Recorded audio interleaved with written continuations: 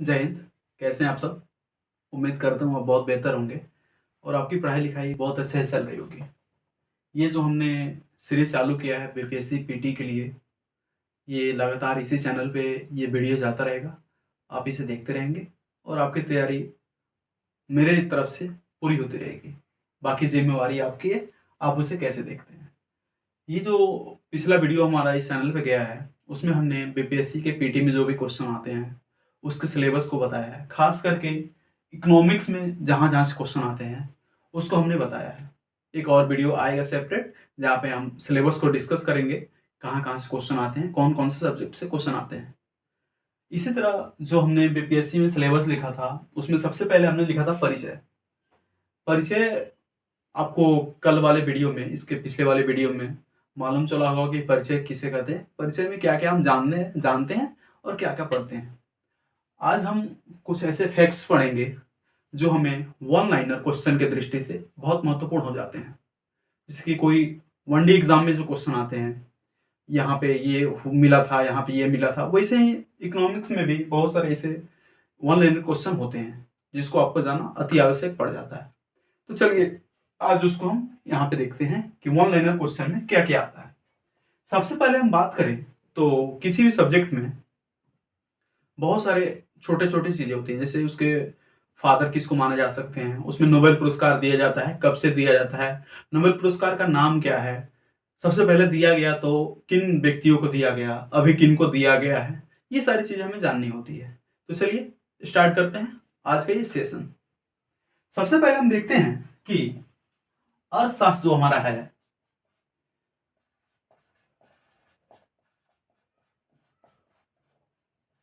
अर्थशास्त्र में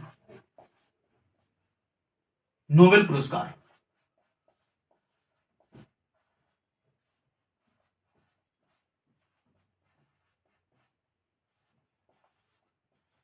कब मिला, ये हमारा जो आज का क्वेश्चन है, अर्थशास्त्र में नोबेल पुरस्कार कब मिला।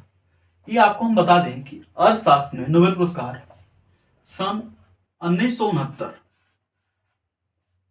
सबसे पहले अर्थशास्त्र में नोबेल पुरस्कार सन 1969 में दो आदमी को दिया गया। सबसे पहले नोबेल पुरस्कार इकोनॉमिक्स के क्षेत्र में दो व्यक्ति को दिया गया। ये कौन कौन दो व्यक्ति हैं, इनके नाम आप कमेंट भी कर सकते हैं और यहाँ पे देख भी सकते हैं। सबसे पहले थे रेगनार फ्रिस,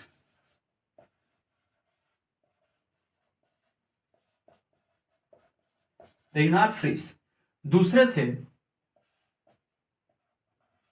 जेन टिन बर्जन। सबसे पहले अर्थशास्त्र में जो नोबेल पुरस्कार दिया गया वो दो व्यक्ति को दिया गया। 1969 में दो व्यक्ति को दिया गया। सबसे पहले थे रेगनार फ्रिस और दूसरे थे जेन टेन बर्जन। आप इसको चाहे तो स्क्रीनशॉट ले सकते हैं या अपने कॉपी में नोट डाउन कर सकते हैं। दूसरा अगर हम देखें वन लाइनर क्वेश्चन की दृष्टि से, तो आता है कि नोबेल पुरस्कार जो इकोनॉमिक्स के क्षेत्र में दिया जाता है उसका नाम क्या है। किसी भी चीज का एक नाम होता है। इसी तरह अर्थशास्त्र में जो हमें नोबेल पुरस्कार दिया जाता है उसका नाम है, आप इसको यहां से कोरिलेट कर लेंगे, अर्थशास्त्र में नोबेल पुरस्कार का नाम अब उतना तो समझ रहे होंगे। चलिए इसका नाम देखते हैं। अगर इसका नाम है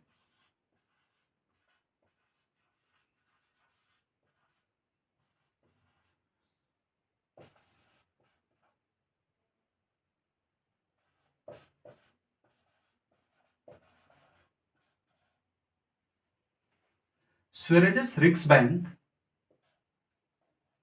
प्राइज इन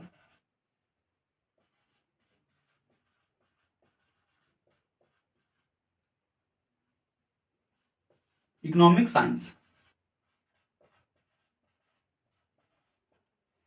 जो अर्थशास्त्र में नोबेल पुरस्कार दिया जाता है उसका नाम है Sveriges Riksbank prize in economic science. आप इसको लिख लेंगे, नोट डाउन कर लेंगे। ये बहुत ही महत्वपूर्ण है कि जो भी अर्थशास्त्र में नोबेल पुरस्कार दिया जाता है उसका नाम क्या है। ये आपने देख लिया, कब दिया गया ये आपने देख लिया। इसके बाद आता है कि जो भी सब्जेक्ट होता है उसके जनक माने जाते हैं। ठीक है। इसी तरह अर्थशास्त्र के जनक, जनक कह सकते हैं या फादर, आप इसको जनक कह सकते हैं या फादर कह सकते हैं, ये माना जाता है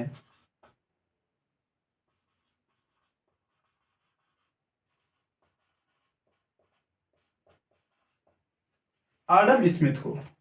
अर्थशास्त्र में जो नोबेल पुरस्कार दिया गया 1969 में दिया गया, दो व्यक्ति को दिया गया, रेगनार फ्रिस और जेन बर्जन को।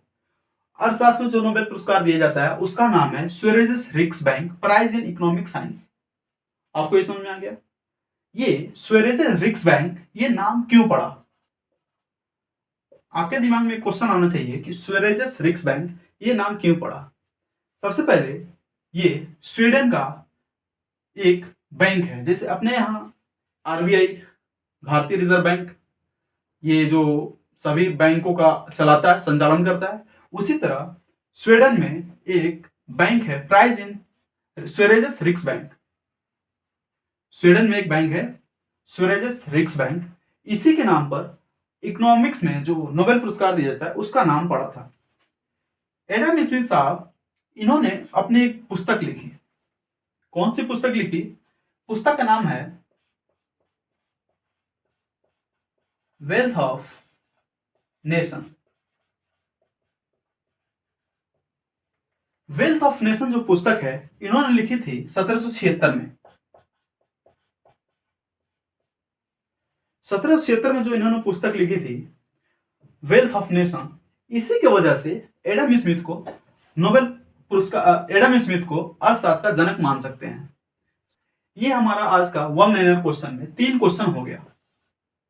आगे हम देखते हैं कि अर्थशास्त्र में जो नोबेल पुरस्कार पिछले साल किनको दिया गया था और इस साल किनको दिया गया है, ये भी हमारे लिए बहुत महत्वपूर्ण हो जाता है कि हम किसी एग्जाम में बैठने से पहले ये जाने कि किस किस क्षेत्र में नोबेल पुरस्कार कब कब दिया गया, किन किन व्यक्तियों को दिया गया। तो चलिए देखते हैं कि 2022 में और 2023 में किनको नोबेल पुरस्कार दिया गया इकोनॉमिक्स के क्षेत्र में। तो चलिए देखते हैं। अब हम देखते हैं कि अर्थशास्त्र में जो है 2022 में नोबेल पुरस्कार किन्हों दिया गया था इकोनॉमिक्स।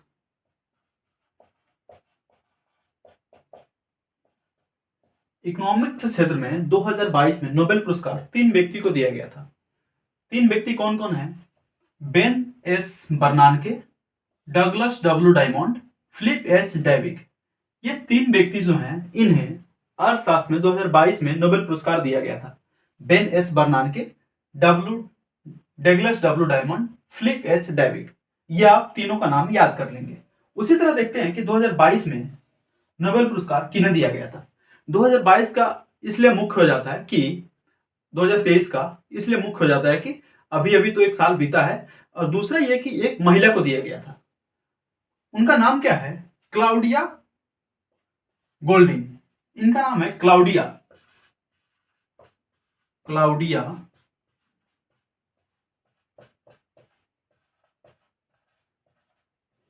गोल्डिंग। इनको 2023 में नोबेल पुरस्कार दिया गया था इकोनॉमिक्स के क्षेत्र में। ये तीसरी महिला है जिन्हें नोबेल पुरस्कार दिया गया था इकोनॉमिक्स के क्षेत्र में।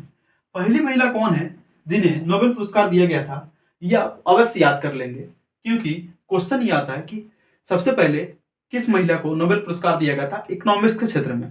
तो आपको याद करना चाहिए एलिनोर ओस्ट्रोम 2009 में। अब आप ये चीज देख सकते हैं कि 1969 से केवल मेल को ही नोबेल पुरस्कार दिया जा रहा है इकोनॉमिक्स के क्षेत्र में। सबसे पहली बार 2019 में एलिनोर ओस्ट्रोम को नोबेल पुरस्कार दिया गया। ये पहली महिला बन गई नोबेल पुरस्कार पाने वाली इकोनॉमिक्स के क्षेत्र में। उसी तरह दूसरी महिला जो है वो है एस्थर एक महिला है जिन्हें 2019 में एस्थर जिन्हें 2019 में नोबेल पुरस्कार दिया गया। ये दूसरी महिला बन गई इकोनॉमिक्स के क्षेत्र में नोबेल पुरस्कार पाने वाली। आपको ये समझ में आ गया होगा। आप इसका स्क्रीनशॉट चाहें तो ले सकते हैं या अपने कॉपी में नोट डाउन कर सकते हैं। चलिए अब आगे बढ़ते हैं, और कुछ फैक्ट्स तो हमने देख लिया। अब आगे बढ़ते हैं और देखते हैं फैक्ट्स के बाद कुछ इंपॉर्टेंट चीजें जो हमें जानना जरूरी होता है। अभी हमारा परिचय ही चल रहा है। सबसे पहले देखते हैं कोई भी सब्जेक्ट जो होता है उसकी एक विचारधारा होती है। लोग उसके बारे में अपने अपने थॉट्स, अपने अपने विचारों से उसके बारे में बताते हैं। इसी तरह जो हमारा अर्थशास्त्र है, इसकी तीन विचारधाराएं निकलती हैं आमतौर पर। अर्थशास्त्र की विचारधाराएं क्या है? अर्थशास्त्र की विचारधाराएं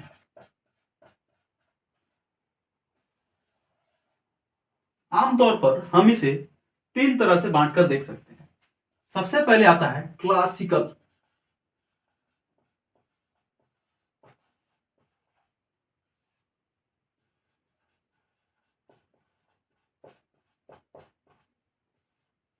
क्लासिकल अर्थशास्त्र। दूसरा होता है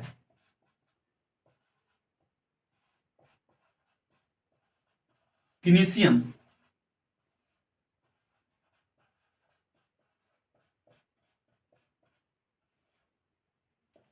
कीनेसियन अर्थशास्त्र। तीसरा होता है उदारवाद या नौ उदारवाद।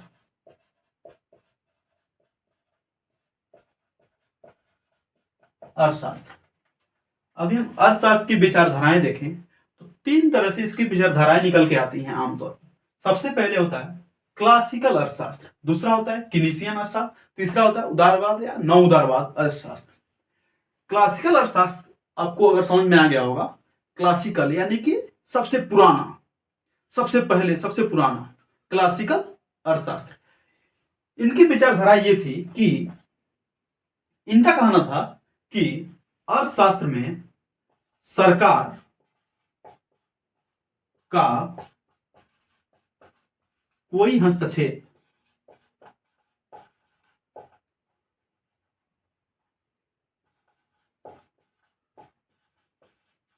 नहीं। इनका कहना था कि क्लासिकल अर्थशास्त्री जो थे, इनका कहना था कि अर्थव्यवस्था जो है वो अपने आप चलती रहेगी, अपने आप चलती रहेगी। इनका कहना था कि अर्थव्यवस्था में सरकार का कोई हस्तक्षेप नहीं होना चाहिए। इनका कहना क्या था कि अर्थव्यवस्था में सरकार का कोई हस्तक्षेप नहीं होना चाहिए। ये सबसे पुराने विचारधारा के लोग थे। इसके जनक में हम एडम स्मिथ,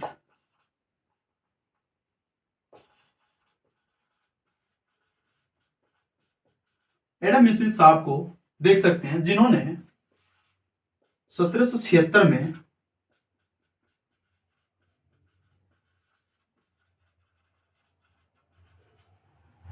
एडम स्मिथ साहब का कहना यह था कि भूमि वो अपने आप चलती रहेगी, लोग चाहे जितना सामान बनाए, लोग चाहे जितना खरीदे, इसमें सरकार का कोई हस्तक्षेप नहीं होना चाहिए। इनके बुक 1776 में जो इन्होंने लिखा था वेल्थ ऑफ नेशन, इसमें ये बातें साफ जाहिर होती है। दूसरे हमारे आते हैं कीनेसियन अर्थशास्त्री। इनका कहना यह होता है कि अर्थशास्त्र में, अर्थव्यवस्था में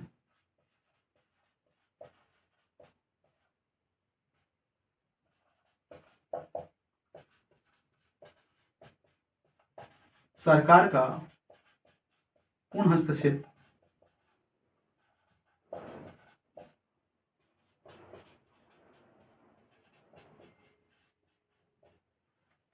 ये कहते थे कीनेसियन अर्थशास्त्र की अर्थव्यवस्था में सरकार का पूर्ण हस्तक्षेप होना चाहिए। यानी कि सारी चीजें, जो भी आप चीजें देख रहे हैं, जो भी आपके दिमाग में आता है, जो पैसे से रिलेटेड है, इकोनॉमी से रिलेटेड है, वो सारी चीजें सरकार की होनी चाहिए। इनकी विचारधारा ये थी। ये 1776 में हमारे सामने आया था वेल्थ ऑफ नेशन बुक में। इसके विचारधारा दिए थे J.M. Keynes.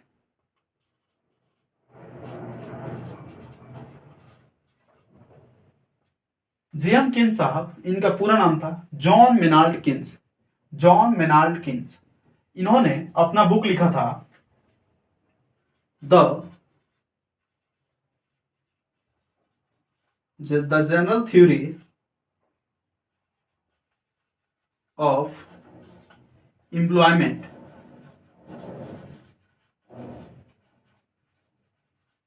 Interest and money.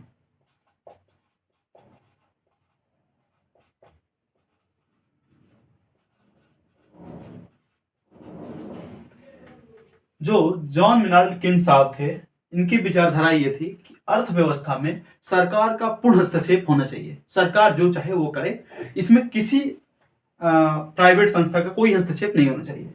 इन्होंने अपनी बुक लिखी थी the general theory of employment, interest and money. इनकी बुक का नाम था the general theory of employment, interest and money. इन्होंने ये बुक लिखी थी 1936 में, जिनका कहना था कि अर्थव्यवस्था में सरकार का पूर्ण हस्तक्षेप होना चाहिए। दूसरे हैं जो आजकल के अर्थशास्त्री हैं, उनका कहना है कि अर्थव्यवस्था में स्वतंत्रता होनी चाहिए लेकिन सरकार का भी हस्तक्षेप होना चाहिए। अर्थव्यवस्था में स्वतंत्रता होनी चाहिए लेकिन सरकार का भी हस्तक्षेप होना चाहिए। ये कैसे, इसको समझते हैं। सबसे पहले हम ये देखते हैं कि दो किसान हैं, इन्होंने बीज उगाया, दोनों लेके चले गए मंडी चले गए। लेकिन अब ये होता है जब दोनों की सामानें यहाँ पे पहुंचती है तो क्या होता है कि कंपटीशन बढ़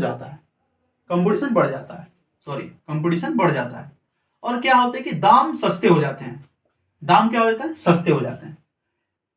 तो इनके अनुसार सरकार का पूर्ण हस्तक्षेप होना चाहिए कि अगर सरकार बोल दे कि आपको इसी दाम में बेचना है तो इनको बेचना पड़ेगा। सही बात है। इनके अनुसार ये चाहे तो मंडी लेके जाए या अपने घर रख ले, इसमें कोई किसी को नहीं कुछ बोल सकता था। लेकिन उदारवाद या नव उदारवाद जो बोलते हैं कि सरकार का भी हस्तक्षेप होना चाहिए और स्वतंत्रता भी होनी चाहिए। कैसे? अगर ये दोनों आदमी अपना सामान लेके मंडी जाते हैं तो क्या होता है कि प्राइस कम हो जाती है। तो ये लोग अगली बार ये सोचते हैं कि हम ये चीजें उगाए थे, मार्केट में लेके गए, इसकी प्राइस क्या होगी, कम हो गई। इस बार ये क्या करते हैं कि वो चीज उगाते ही नहीं है, या उगाते हैं तो अपने घर में रख लेते हैं, स्टॉक कर लेते हैं। जैसे बड़े बड़े किसान जो होते हैं अपने घर में स्टॉक कर दिए, तो इससे क्या हुआ कि मार्केट में जो है वो सामान पहुंचा ही नहीं और इसका क्या हो गया, प्राइस हाई हो गया। ये लोग ये कहते हैं, उदारवाद या नव उदारवाद शास्त्री, कि स्वतंत्रता है, आप जितना चाहे उपज करके जितना चाहे मार्केट में लेके जाइए, लेकिन सरकार का हस्तक्षेप इस तरह से होगा कि आपका अगर सामान अगर मार्केट में नहीं बिकता है, उचित मूल्य नहीं मिलता है, तो सरकार आपके सामान को खरीद लेगी। जैसे आपने देखा होगा कि अभी पैक्स में जो होता है, सरकार सामान वो अनाजें खरीदती है, वो क्या है, वो इसी की देन है। उदारवाद है, नव उदारवाद अर्थशास्त्री की देन है। इन्होंने कहा था कि इनका मतलब था कि सरकार आपके सामानों को खरीद लेगी और वो अपने पास स्टॉक करेगी, फिर वो चाहे गरीब को दे या मार्केट में पुनः वितरण करे। इसी तरह से क्या होता है कि अगर आप कोई सामान ज्यादा उपज करते हैं, आपको अगर मार्केट में आप लेके जाते हैं, अगर आपको वहां पे प्राइस अच्छा नहीं मिलता है तो आप आके उसको पुनः सरकार के पैक्स में बेच सकते हैं। सरकारी एक संस्था है पैक्स, आमतौर पर गांव में होता है, हर एक पंचायत में होता है, आप उसमें लाके बेच सकते हैं। इससे क्या होता है कि मजदूरों का जो है, जो व्यापारी हैं, जो किसान है, उनको सही प्राइस भी मिल जाता है और जमाखोरी भी नहीं होती है। आपने ये समझ लिया कि अर्थशास्त्र की तीन विचारधाराएं थी। पहली क्लासिकल अर्थशास्त्री, दूसरे किनीशियन अर्थशास्त्री, तीसरे उदारवाद है नव उदारवाद अर्थशास्त्री। इनका कहना यह था कि सरकार का कोई हस्तक्षेप नहीं होना चाहिए, जितना चाहे किसान उपज करे, जितना चाहे मंडी में लेके जाए, जितना चाहे अपने घर पे रखे। इनका जन्म एडम स्मिथ साहब को माना जा सकता है। इन्होंने बुक लिखा था वेल्थ ऑफ नेशन 1776 में।